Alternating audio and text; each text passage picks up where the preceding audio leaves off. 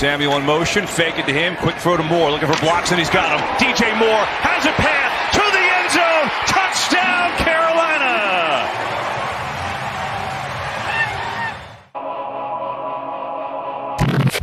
Okay, hey fandom, we are back. Thanks for joining us once again, and we're going to recap the Week 10 game of the Carolina Panthers and the Tampa Bay Buccaneers.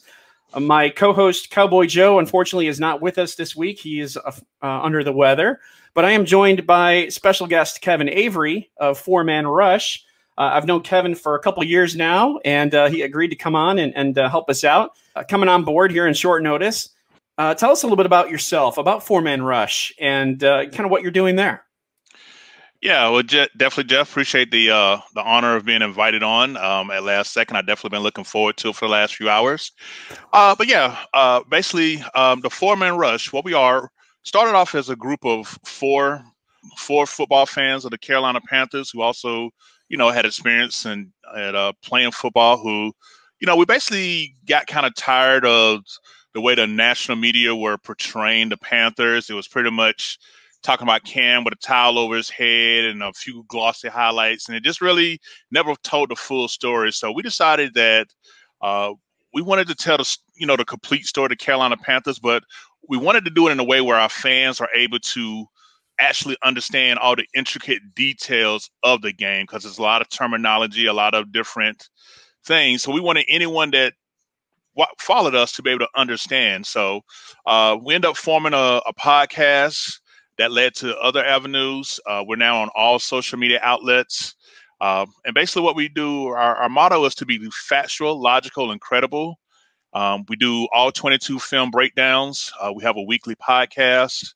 We are active on all our social media markets. So we've been steadily improving. Matter of fact, we were just notified last week that we're now in the top 20 podcasts out there. So that was a huge accomplishment, consider our humble beginnings, because a lot of the other podcasts, they caught the hot 2015 season and took off while we came in on the 2018 season. So, but yeah, that's who we are with the Four Man Rush. Yeah, I'm familiar with that, and congratulations on making the top 20. I'm a fan of the site. I'm a fan of the podcast. Appreciate the film work and breakdown that you guys do. It's great, excellent content. And Panthers fans, if you're not following or watching them, feel free, because they're definitely a plus as far as when you go to learn some things about the team, about film breakdown, games, that kind of thing. So enjoy having you on the show. I want to get into our breakdown here. One of the first things that we normally talk about is our recap, and that's just the quick reactions of what we saw in Week 10. And I think the biggest concerns that I have are injuries, and we'll get into this a little bit more in depth there later in the show. But Teddy Bridgewater and his knee sprain, you got Christian McCaffrey and his shoulder, Mike Davis and his thumb injury, Russell Okung, of course, with the calf injury, and Dante Jackson with the toe injury that just keeps lingering and it won't go away.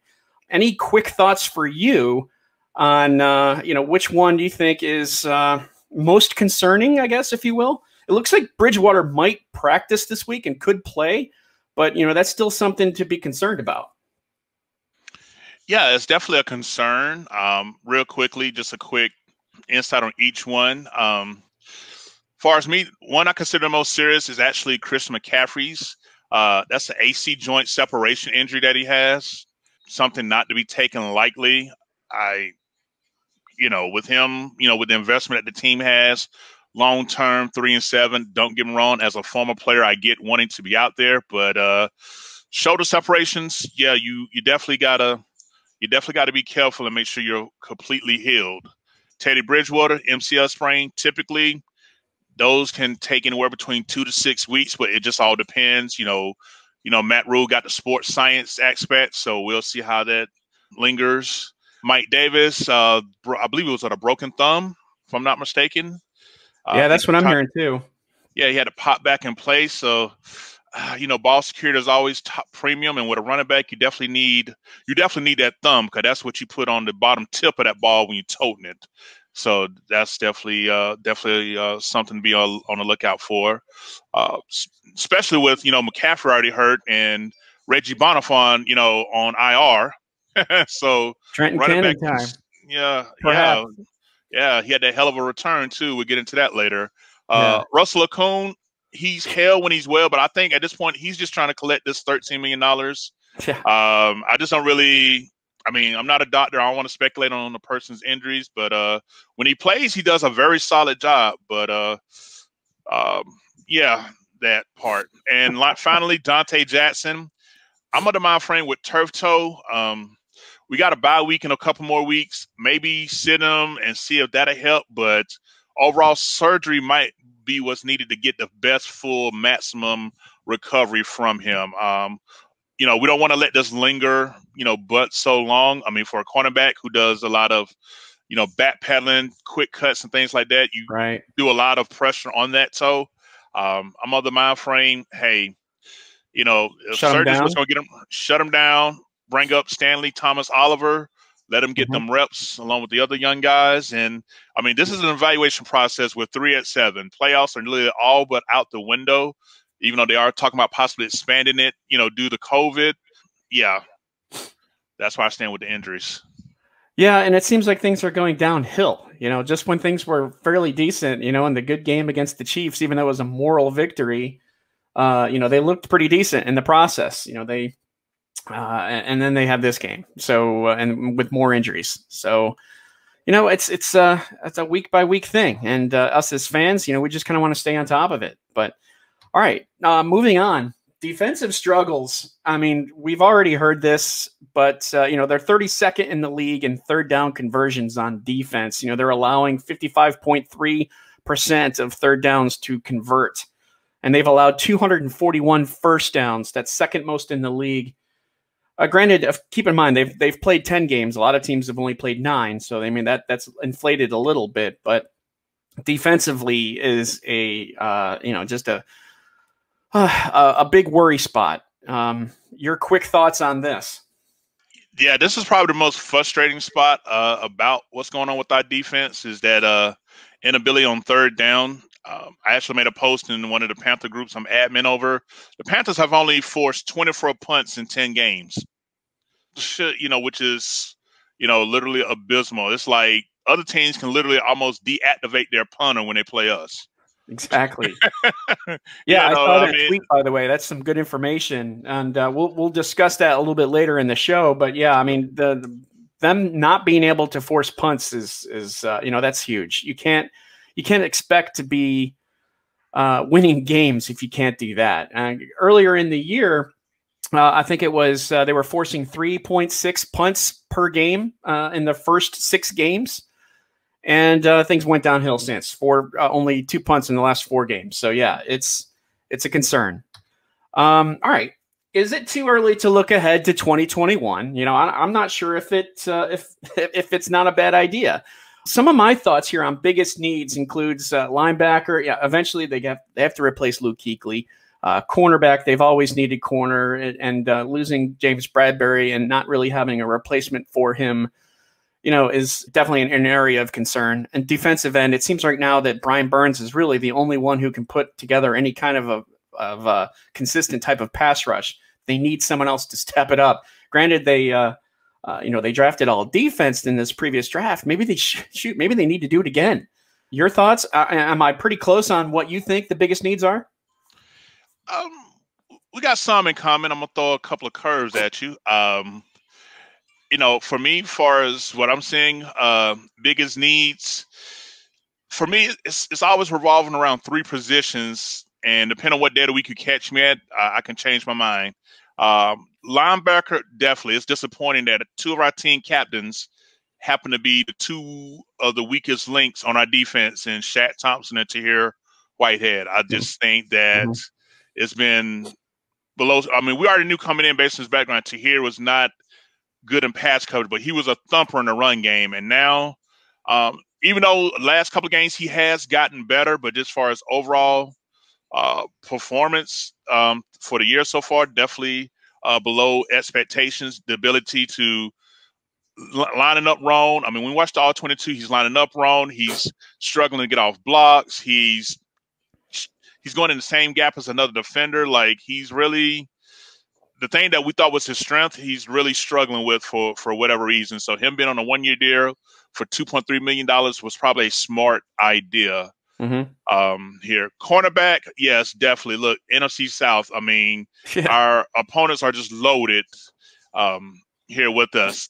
You know, the fact that we're happy to have Rasul Douglas, who was a last-second cut by the Eagles, and he's been our de facto #1 corner this year. Now, here's someone I would like to bring back, but I definitely do see the need to upgrade and get us a shutdown corner, someone that can be like, hey, I got him. Y'all take care of the rest. That's right. We definitely don't have that. Now, as far as defensive end that you put down, now that he's back from injury, I want to see Util Gross-Matos grow, because he's showing more and more flashes of play. Now, he had the big F up on that 98-yard touchdown run. Matt Rule broke that down today. It was a slant that he didn't slant into that B gap. There was nobody there, and it was our worst fear is Trey Boston in the open field as the last line of defense, and the results were as expected. Trey grabbing at ankles. It's story of his life. Decent coverage guy, but open field tackling, God bless his heart. And as a Tar Heel fan, that hurts me to say, but I got to call a spade a spade.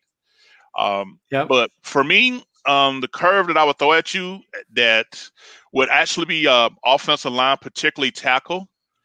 As most fans know, since the retirement of Jordan Gross in 2013, we have had a different starting left tackle every single season.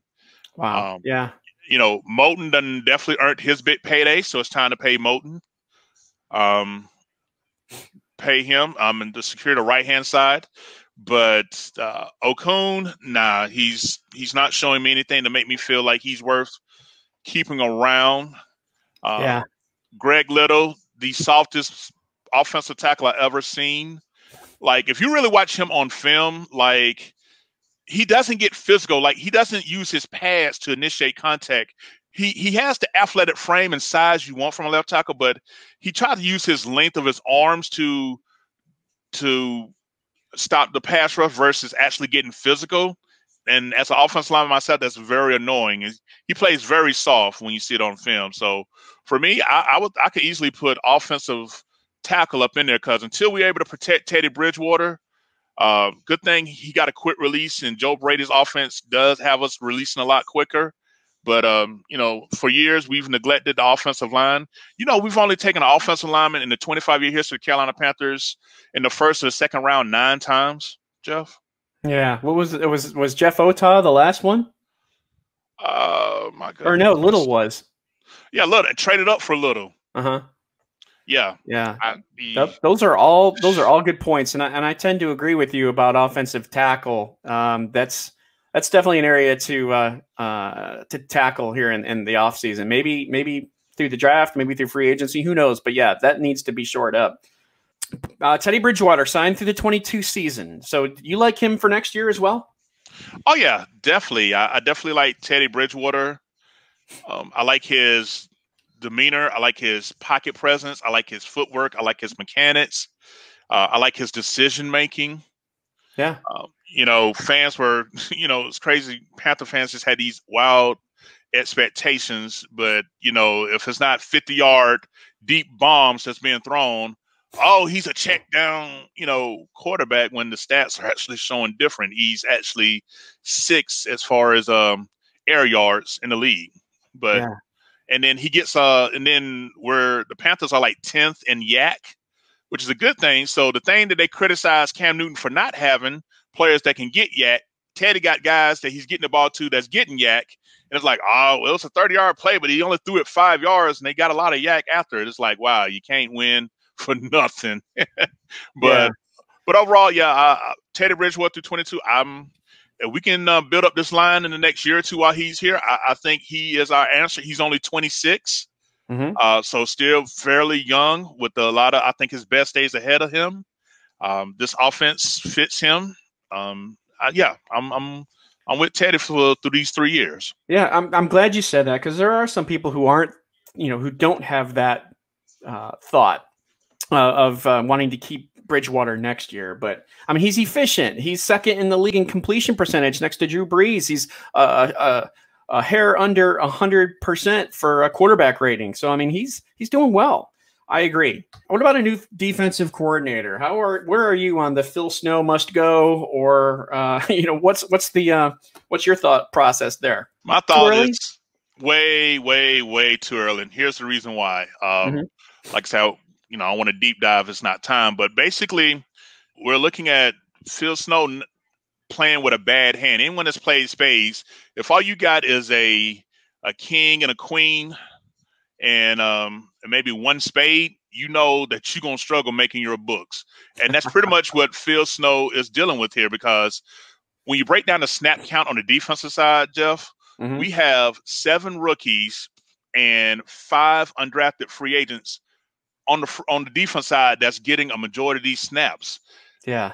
I think a lot of fans wasn't unable to understand what a rebuild looks like, and they still had the same expectations. And because it's not meeting them, they're complaining. They're saying Phil Snow must go. When you look at it, like you mentioned earlier, Brian Burns is the only one that can create constant pressure by himself. I think Util Gross Models can start adding to that, because he's racking up. But, just so far overall, consistently. And then we got linebackers that can't cover running backs and tight ends. So, you hear a lot of people saying, well, why are we not playing man? I'm tired of this 3-man zone. Right. Okay. That's why. Yeah. You saw, for example, on 2 big third downs against Tampa and 2 touchdowns, we were in man coverage and we blitzed, which is what fans have been hollering for. And we got smoked. We got our boots smoked, when we did go man. That's why, because, we're not, our back 7 is not doing enough coverage for our defense line to get there. Because, pass rush and pass coverage go hand in hand. It's like left Twix, right Twix, but yeah, so, you got all these young guys that's playing. It's not like we're loaded with, top tier talent on all levels. I mean, yeah, we got Brian Burns, first round pick. Like I say, the letdown and disappointment of Shaq Thompson. My God, I mean, I appreciate Trey Boss. I thought that his willingness to come back to show some of the leadership would be a plus, but it's still the same Trey Boston we've always seen as Panther fans. Decent in coverage, but horrible in open pivot tackling, and teams are attacking them in that area. Yeah, and they're second in the league in missed tackles too, and it shows. I've got some footage that I can show a little bit later on that, but yeah, hey, that's a really good analogy about Phil Snow. The fact that he doesn't have a very good hand to play poker with right now, and you nailed that. Does Joe Brady leave for a head coaching position? Do you think that's too soon for him, or do you think that's right in his wheelhouse? I think way too soon. A lot of times some people are better off as coordinators. Now, I'm not one to want to limit anyone's dreams, but yeah, it's Josh McDaniels is a good example of that, right? Right, exactly. Several examples of coordinators, both on offense and defensive side, that great coordinators, not good head coaches. Yeah, like Wade Phillips. Yep, perfect example. Wade Phillips. Call a spade, Ron Rivera. He was a great coordinator, but, 3 winning seasons out of 9 years. Yeah, Jack Del Rio, throw it at him in too, right? Yeah, who's now Rivera's defense coordinator in D.C. Yeah, I would just think that it's going to be offers. I even heard rumors that he was considered a potential target of South Carolina Gamecocks, who just fired their head coach, Muschamp. I was like, if I was Joe Brady, I'm like, look, Teddy going to be here for 3 years. I'm going to ride this out with Teddy. Yeah. Now, that's the fan of me that wants to see that happen. But I think he's going to be interviewed, but I just think that he's not ready at this stage. Yeah. I tend to agree with you there. When we hope that he stays. All right, so next segment here, we're going to talk about, like what went right and what went wrong in the game, because there's a lot to break down. What went right? I mean, the first half success. They scored 17 points. They scored on 3 of their first 4 drives. DJ Moore rebounded. A lot of people were like, what happened to DJ Moore? Where is he? And of course, he rebounded. Another big game where he had 90 yards or more. I think he's done that like 4 or 5 times this year. And he scored a touchdown. Bridgewater's efficiency, as I mentioned earlier, 72.1% completion percentage, 98.7 quarterback rating this season. That's pretty good, especially good for a team that's 3-7. Trenton Cannon's 98-yard kickoff return. I mean, this is a positive, right? He might be our starting running back coming in Week 11 against the Detroit Lions, who have allowed, I think they're second most in terms of, if we're looking at fantasy points, second most in terms of fantasy points allowed this year to running backs. So that's good news. Before I would go on to what went wrong, any thoughts from you on these 4 items? Yeah, as far as what went right, first half success, I look back at I think we had a picture perfect first quarter. Yeah. Here, I mean, the first drive was a 3 and out, but when the defense was able to get a turnover and we was able to cash that check, yeah, that was something that that definitely impressed me. That let me know that we came to play. You know, that put us up 7-0. Tampa marched down 10 plays, 75 yards. After that, made it a 7-7 game. What did we do? We strike back quick and hard. 4 plays, 75 yards for a touchdown to put us back up 14-7. You know, and that was pretty much the first quarter. So first quarter, you know, 2 drives, 2 touchdowns. You'd be hard pressed for me to ask for anything more out of that. I mean, I think at the end of the first quarter, Teddy was like 11 for 11. Yeah, with 2 touchdowns. And it was funny because I was in the Panther chats groups on their game day posts, and the Teddy haters were saying, yeah, but he's throwing short passes. And I'm like, oh, God, a man's 10 for 10. And you guys are complaining. Seriously, you know, let that hurt go, bro. The second quarter, I felt like we missed some opportunities to really take advantage of. Again, the defense gave up another 14 plays, 79-yard drive that took up about 7 minutes. We got the ball back. We had 10 plays, 47 yards for about 6 minutes, but, you know, we only ended up getting a field goal out of it. Mm-hmm. Once again, you know, struggles on third down conversion. Yeah. Here we was 1 for 9. So Yeah. third down is just not our friend on offense or defense, while they was 10 for 16. Yeah, that's definitely in our what went wrong discussion. So let's jump into that. Well, first of all, Tampa scored on 9 of their 11 drives, and 3 of them started in Carolina territory. I mean, that right there is not very good. And moving forward, I mean, the second half mistakes that you kind of mentioned a little bit. I talk about the missed tackles. Of course, there's the inability to stop Tampa on these drives. They allowed the 98-yard touchdown run, which we kind of pinpointed a little bit earlier as far as missing the gap. Just mistake after mistake. And then Bridgewater throws that interception, and it just kind of fueled Tampa's route. It was on from there. They tried a fake punt, and that failed. You know, after having 2 successful fake punts previous games, they tried it again. It's almost like Tampa was ready for it. As I said, missed tackles, poor positioning. You mentioned Whitehead there, as well as Trey Boston, and 1 for 9 on third down, like you said. It's just, you know, a lot of what went wrong there. A lot to talk about. Any last minute thoughts on this? Yeah, just try to touch some of all points. I'll try not to be so long-winded. I apologize, Jeff, but yeah, I mean, outside of that first fumble, they literally scored on every drive, literally for the remainder of the game. Yeah, I mean, you can't expect to win when you do that. You know, it's unfortunate, but you know that, as you said, you know, there's a lot of young talent, inexperienced players out there trying to play against Hall of Fame quarterbacks that we've seen in the last 4 games, right? So I mean, it's a challenge. I get it, and that, you know, that's part about being in the NFC South. Right, and I like a tweet that I saw by Charles Johnson a couple of weeks ago. He said that with the Carolina Panthers defense, I see a lot of puppies. You know, I see a few that's going to be some dogs, but I see a lot of puppies right now, and I think that's an accurate assessment. because the three things that I'm seeing from this team, in spite of the mistakes and the record, the three things that I was looking forward to, are they competing every game? Yes. Are they playing fast? Yes. And are they playing hard? Yes, they are. Now, it's several times we're in position to make the plays, but whether it's a Troy Pride slipping down or like I said, a missed assignment. I mean, it's just we're right there, but the experience is just lacking to make the play. So the way we're losing in 2020, we're going to be finding ways to win in 2021, because learning how to win in NFL is difficult. It has to be learned. It just doesn't happen because you show up and you have more talent. You have to execute. Yep. And play smart, right? And we're not necessarily seeing that. Right. As far as that 90-yard touchdown run, I mean, I was like, okay, force a 3 and out, get back into this game.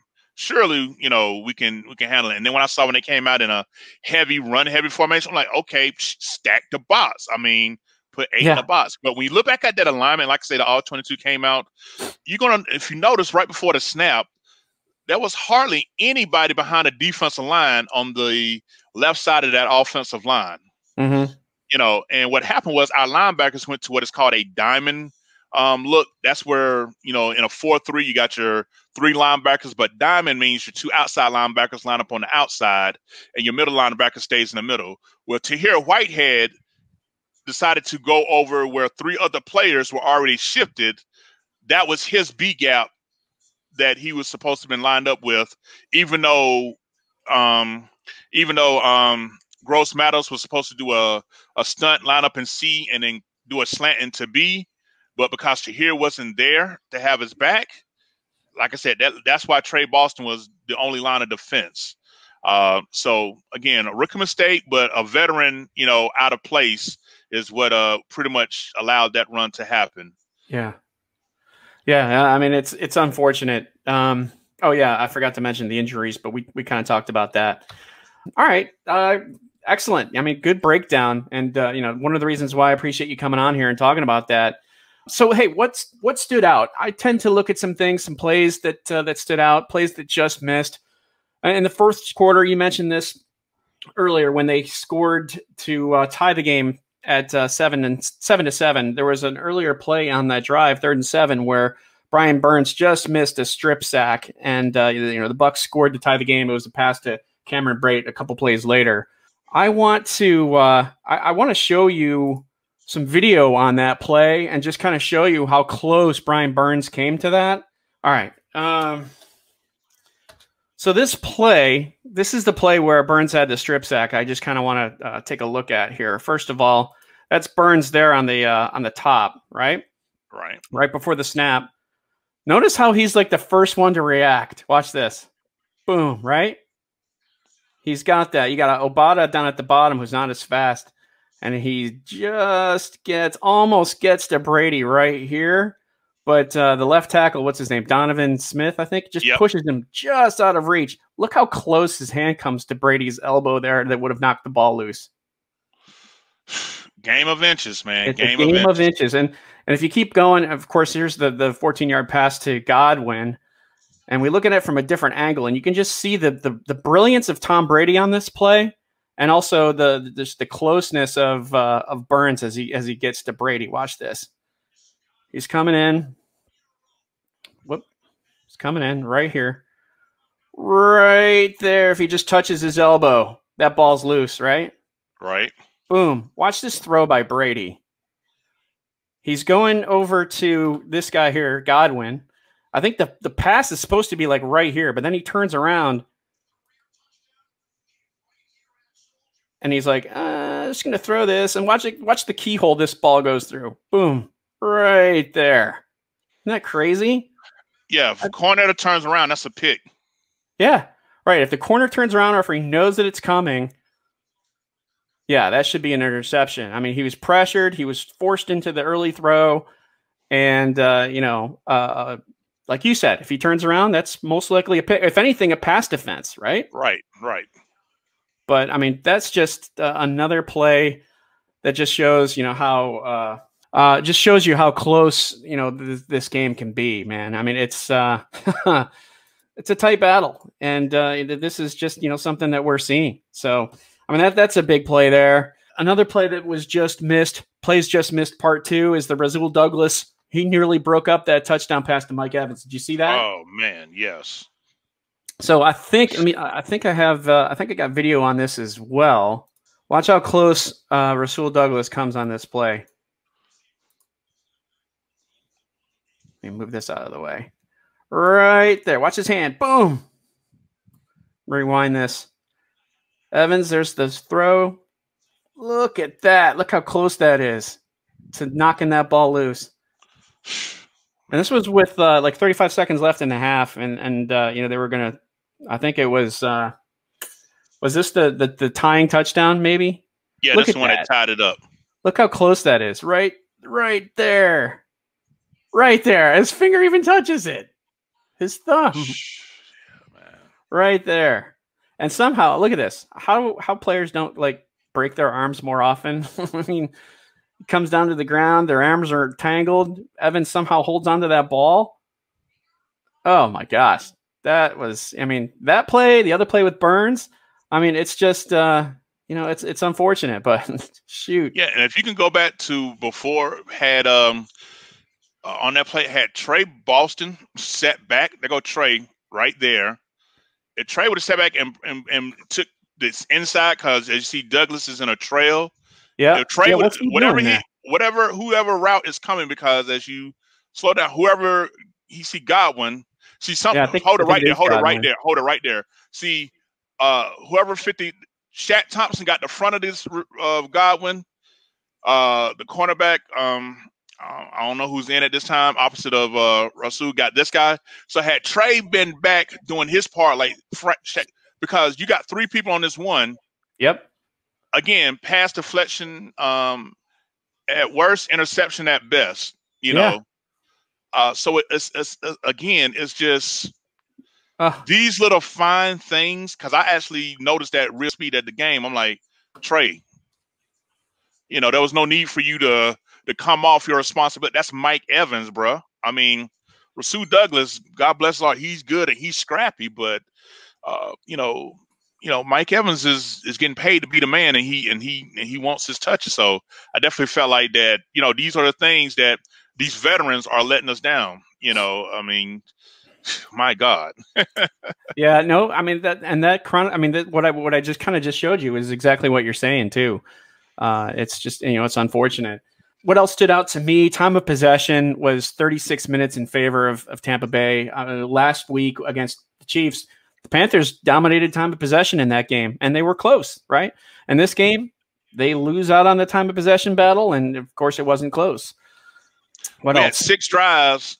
Tampa Bay had 6 drives over 70 yards or more out of the 9 drives scoring plays that they had. 6 of them was 7 plays or more. 70 yards. Oh, 70. Okay, 70 yards or more. Right. So they're just basically driving the length of the field and cashing checks having their way. Yeah.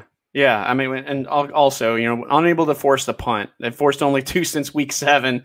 And there's the average 3.6 forced punts in the first 6 games, 0.5 in the last 4 per game, of course. Rough. Corners are playing zone because they struggle with man-to-man. We talked about this. Linebackers struggle in zone coverage, and receivers are finding they're looking for a seam. They sit and they wait for the pass. And if there's no pressure, it's an easy pitch and catch. And we've seen that time and time again, especially in these last 4 weeks against these future Hall of Fame quarterbacks in Drew Brees, Matt Ryan, Tom Brady, Patrick Mahomes. That's a who's who of quarterbacks there. Right. They're picking them apart. And it'll be interesting to see what happens with Matthew Stafford next week. He's not quite in that level, but I'm not sure if you have to be in that level to be successful against a team that can't get pressure and is playing a soft type of zone. Do you agree? Yeah, I definitely agree. Teams that are successful in zone are able to create quick pressure with their front 4, and that's something that we're not able to do. One thing I can say I've noticed improvement is in 6th-round pick Bravion Roy.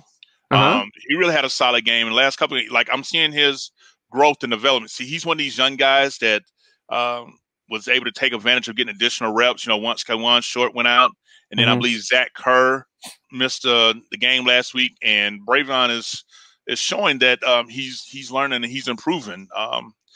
But yeah, you know, if you're gonna play a lot of zone, you know that pass rush has got to be nasty, filthy, and just downright disrespectful, and we just simply don't have that.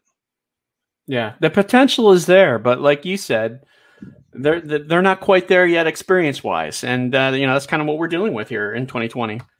They had they had an interception and they took the ball away, right? So it was a +0 in turnover battle, and they actually are +3 on the year in terms of turnovers and you know, the turnover ratio. A lot of that is due to Teddy Bridgewater and his ability to stay efficient. 1.0 giveaways per game, tied for 6th best in the league. I mean, last year they were 2.2. So, I mean, that's an improvement. And I think a lot of that has to do with Bridgewater. And the running backs having ball security as well. Yeah, I mean, that's true. You're right. 100% in the red zone on offense in each of the last 4 games. How about that? I don't know if you knew that. That bumps them up to 17th in the league in terms of what their rank is in the red zone. I mean, a couple of weeks ago, they were 26th in the league in red zone efficiency as far as scoring touchdowns.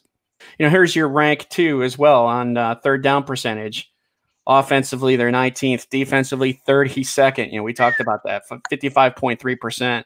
Yeah, I mean, they're improving on offense at least, but defense, man, they are still struggling on third downs as well as fourth down. Look, that's also 32nd in the league, but there's only been 2 fourth down attempts against them, and of course, teams have converted both of them.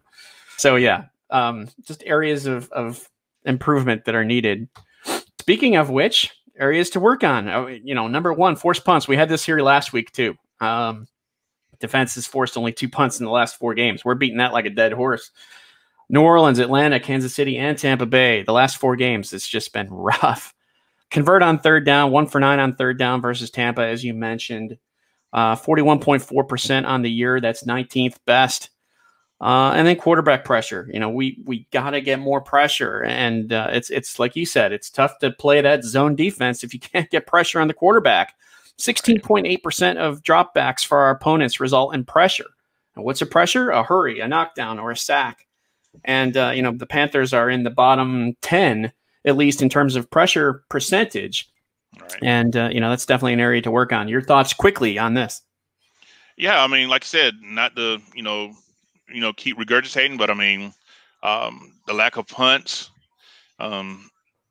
third down offensively and defensively is just horrible, you know, and and then I'm a trench man, so I believe if you can't affect the quarterback and disrupt the blocking scheme, then you're in for a long day. So yeah, these areas are. You might as well just leave these up for the rest of the year, because that's just all defense, man. It's all defense. I firmly believe that the offense is a playoff type of offense. I do, and the defense is where things just kind of go south. But yeah, always an area to work on defense. All right, injury notes. We kind of touched a little bit about this here. Just wanted to reiterate some of these things. McCaffrey, shoulder, week 11 in doubt. I've heard that he is out. I've also heard that Matt Rule says, well, wait a minute. We haven't said that he's out yet. So there's some doubt there. Teddy Bridgewater with the knee sprain. Rule says that he's hopeful for a Wednesday practice. I mean, we'll see about that. Maybe he's a little bit more cautious if he has to play this week. Mike Davis's thumb, he's questionable, of course. We talked about Okun and Dante Jackson. So, I mean, there's our injury issues there. Anything else to add to this? We've already kind of talked about this. Yeah, no, I mean, I just want to err on the side of caution for the 2 pieces we're looking to build long-term around, Chris McCaffrey and Teddy Bridgewater. Yeah. Again, with the MCL sprain, thank God it wasn't to his left leg, which he nearly lost and almost took his life in 2016. It was his right leg. Yeah. But again, with this offensive lineman blocking, do you want to risk possibly making a sprain, be something, more severe? Something you just have to take a look at, which one of the reasons why we signed a quarterback out the practice squad. I don't know if you caught that today. No, who was it? It's a funny story. It's ironically Tommy Stevens, the one that we got us and the Saints. The Saints accused us in the draft of. Yes. Yeah, it's him. So we was able to sign him because the Saints, believe it or not, has had him on the practice squad as a tight end. But he's actually we actually added him to our practice squad as a quarterback. So the fact that we did add a quarterback, does that's interesting, right? Yeah, that's definitely interesting. We let go of I can't think of that kicker's name, but anyway, he's gone. Okay. So I just think that's something to just be on the lookout for. And like I said, I already touched on the others. Hope Davis can bounce back. Okung, play if you want, but if you're not, I won't be surprised. Yeah. And I like what Rule said about Dante Jackson, that they're looking at other options. So that means to tell me I think that they are probably more open to possibly sitting him down for at least through the bye week, right? And then just kind of reevaluate. Right. Yeah. Yeah. I mean, there's definitely an area of concern, and corner is that's not exactly a plentiful market, is it? Corner? Yeah. I mean, it's available now if they had to sign somebody, or if they had to find someone off the practice squad or something like that. Any thoughts? I mean, you mentioned Stanley Thomas Oliver before. Mm-hmm. Is he someone that kind of interests you, or is there someone else that you might think? No, he's definitely someone of interest to me.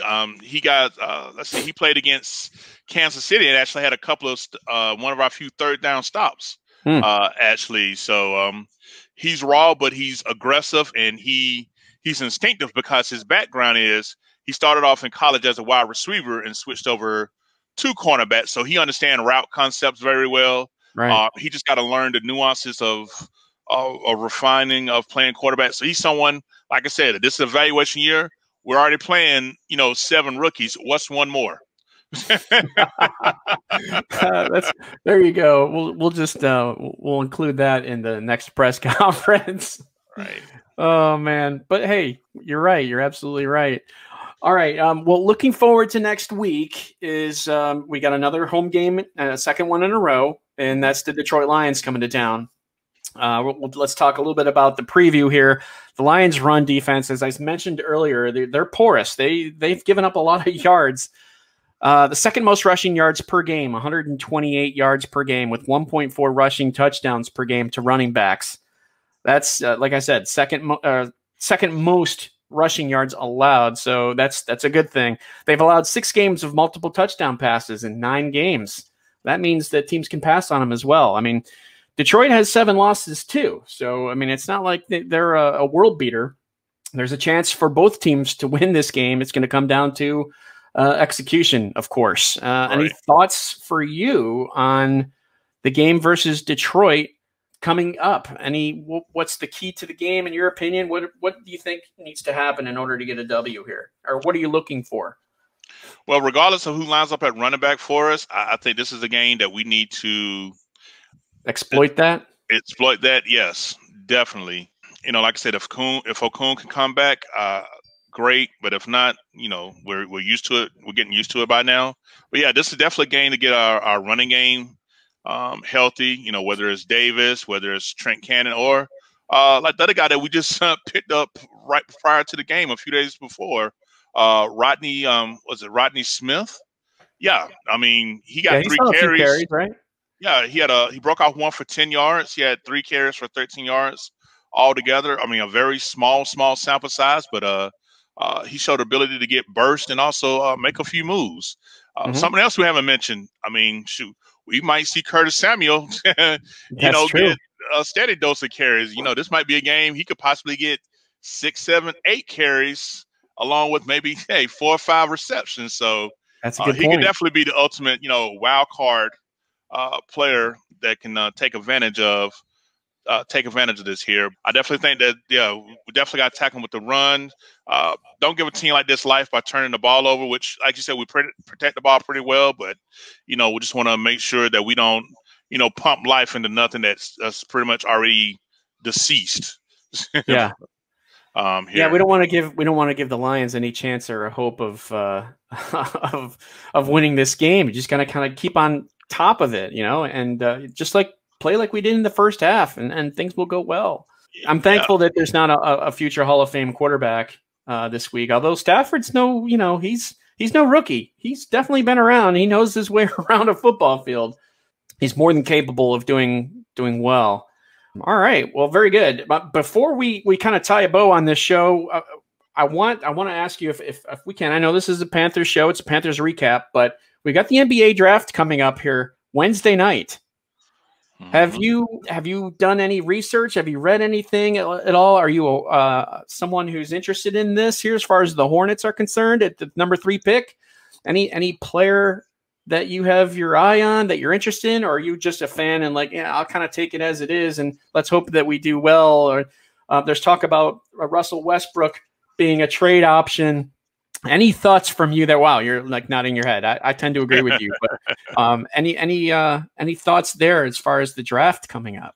Yeah, as far as the draft coming up, yeah, I am a Hornets fan. I'm an NBA fan. I love the NBA, but I'm not in love with it like I am with football, if that makes sense to you. But I definitely, keep my a vibe for what's going on. We got the 3rd overall pick. It just depends on which players go first. I think that we got a chance to land a premier elite player, particularly in the post. I would love for us to take Wiseman. But if he happens to go to Golden State, which many are predicting, the other big starts with a O. I can't think of his name. He's got a funny spelling. Okwanku? Yeah, him. I'm probably butchering that. Yeah, but him, I definitely think we need to invest in someone in the post here. Someone to take over what Zeller's doing, right? Yeah, not a fan of LaMelo Ball coming. Not just because of his dad. I'm not sure if he or his dad is a fan of coming here.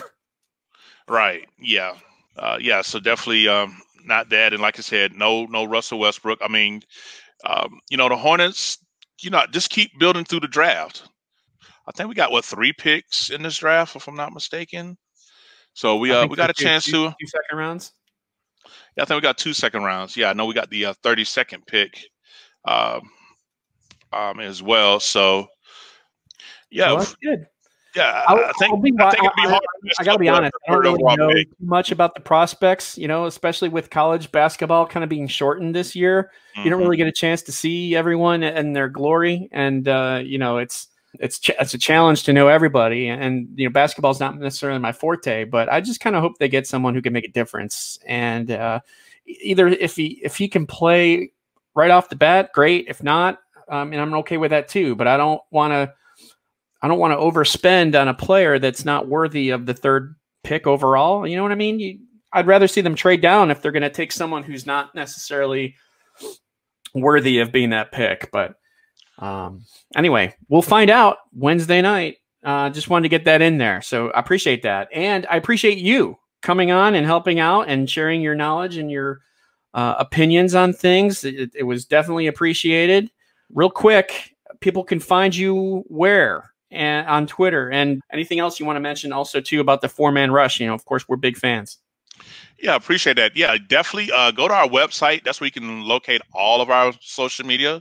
So go to the www.the, the number 4, man, MAN, rush, rush.com. From there, you can have access to our video library of all of our film breakdown. We got some excellent blog writers that's putting out good content, good breakdown as well. Catch us on Facebook, definitely on Twitter, Instagram. Let's see what else. We also got TikTok. As far as our podcast, you can check us out on iTunes, Spotify, Podbean as well. You got it all covered. What about you? Where can we find you on Twitter if we want to follow you? I mean, I know I already am. I'm just sharing this here so others can. Yeah, well, definitely if you want to follow me, here is at 4MR_country Kev, but that's country spelled with a K, KOUNTRYKEV. Yeah, so 4MR_country Kev is where you can find me at on Twitter. Yeah, you could definitely just come on through and check us out. And we educate, we also entertain as well. Awesome. Yeah, and we definitely appreciate your knowledge and breakdown of film on the website, on Twitter. You get a lot of eyes on your content, and it doesn't go unnoticed. So appreciate that. Appreciate you coming on, and thanks, fandom. We'll have Cowboy Joe back hopefully next week, but we appreciate Kevin, and good luck this week against the Lions. Thanks, guys. We are out.